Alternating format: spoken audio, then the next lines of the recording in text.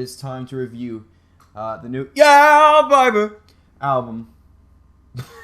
The self-titled debut from Fetty Wap, rapper, hip-hopper kind of dude.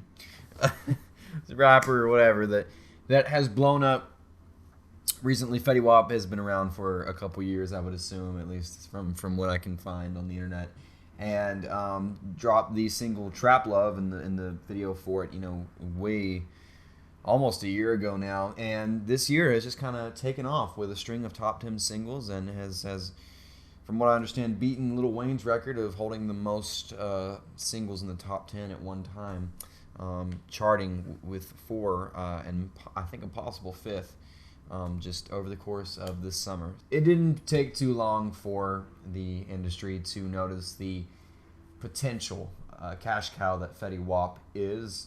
Signed him to a deal. Atlantic Records scooped him up, and his debut album came out today.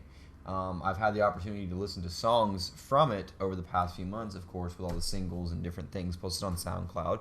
Was able to stream it a little bit last night around midnight, and then ran out today and actually got the hard copy of it. You know, it's kind of a task to take on, because you're looking at, just in the regular version alone, not even the deluxe version, you're looking at 17 tracks. It's a little over an hour, if I remember right. I'll say this, while I do enjoy Fetty Wap as a person, he seems very humble.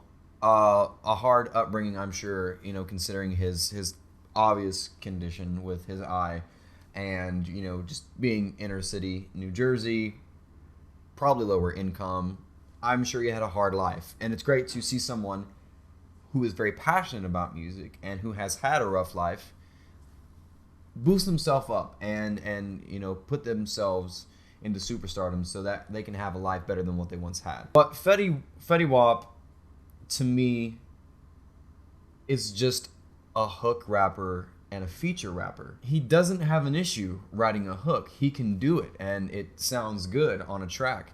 But this album, in all honesty, is pretty much 17 tracks of just, you know, singles or songs where he's trying to capture the same single potential that he has on stuff like Again and Trap Queen. Fetty just isn't diverse enough lyrically. His flow isn't diverse enough. His style isn't diverse enough to hold your attention for over an hour of an album. It's just the same thing over and over and over again. And while I enjoy some of these songs, you know, namely the singles, it gets kind of old, especially when you have the same ad-libs over and over, the same rhyme scheme over and over. A lot of the times, to me, it's just pop rap with some of these more fun, you know, up-tempo beats and just kind of simplistic lyrics talking about his crew and partying and racks of money. It's just very pop rappy and like it's not like some serious conscious hip hop, which I'm not saying all hip hop has to be deep and meaningful. You can have that, but it's all just, you know, for trap music, it's real bubblegummy. And at other times, Fetty just seems almost like a frustrated R&B singer. Like, there are some real attempts with R&B tracks, but Fetty doesn't necessarily have a good enough voice to execute an R&B style. So he like kind of comes close with theme and with harmonies. He's good at coming up with harmonies, but it's I think Fetty secretly wants to be part of Jodeci. But like I said, some of these moments where he has kind of that R&B influence, or where he's being more sincere, those are actually some of my more favorite tracks on the album. Like Again is a good song, and That's All Me is a good song, and Time is a good song, and the closer Rewind is a nice song. I like when Fetty talks more about romantic relationships over these really smooth productions. And I understand Drake hopped on the remix of My Way, but if there were songs that he needed to hop on a remix of, it would be probably the songs Time and That's All Me, because those are the two that have that more lovey-dovey vibe. One thing that I was surprised that I did enjoy was the production on this album. There's quite a handful of tracks where I really like the beats. They're different. I've looked at the list of producers and beat makers for this project, and I am going to be honest with you, I didn't know any of them. So I'm guessing these are people that are up and coming, that's his entertainment group has had and is just now utilizing for this album, or producers back from his home in New Jersey that he had connections with, and he's trying to help give him some shine with this thing. But I enjoy the production on time. It's really smooth, and Rewind and That's All Me, those are all really smooth productions.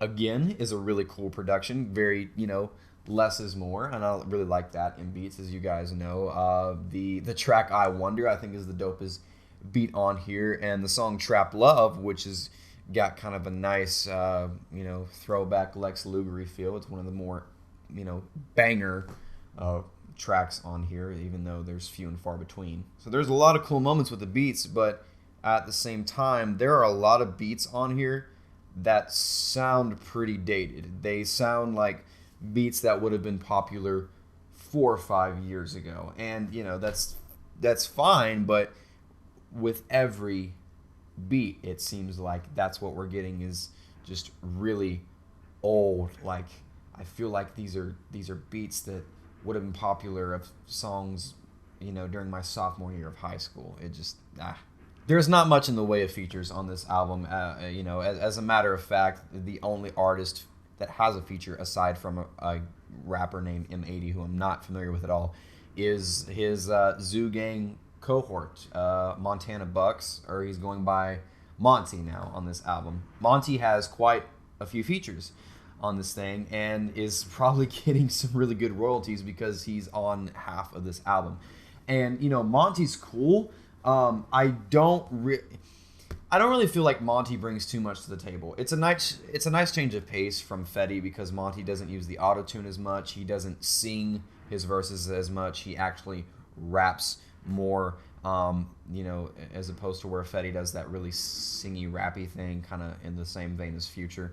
But a couple of the tracks where I thought Monty sounded better on was the 679 one. I've always enjoyed his verse on that, just for the rhythm of it, not necessarily what he's saying. And he sounds really good on the closing track, Rewind. I think that is Monty's best verse on this whole project. I like his delivery on that one. It sounds a little bit more heartfelt, sounds a little bit more coherent, and on topic than the rest of his features.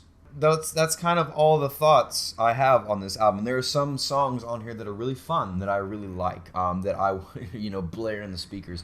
And then there's other songs that could have been cut off this thing completely, namely songs like Jugg and RGF Island. Like those could have just been tossed right out, and you still would have had kind of a cool album. But yeah, Fetty, he's very interesting figure.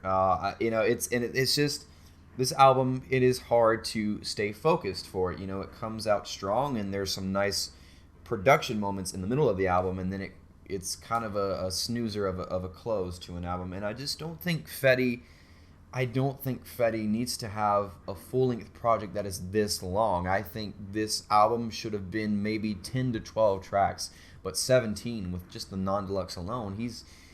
He just seems more like a hook and feature guy to me, especially with that really weird, the way he just stumbles and does these weird runs, my way. It's sometimes his singing almost reminds me of, like, in those certain Islamic parts of the Middle East where the whole town wakes up to a guy screaming some sort of Middle Eastern traditional from a tower, just it's like I'm sure if you played them Fetty Wap, they would be like, it's time to wake up.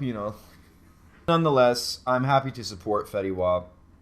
He seems like a cool dude. I have no issue buying his album and just helping him out a little bit. But I think if we get another album from Fetty, which I'm sure we might, I don't think I'm going to check it out, because I'm going to know that I'll expect pretty much this on here.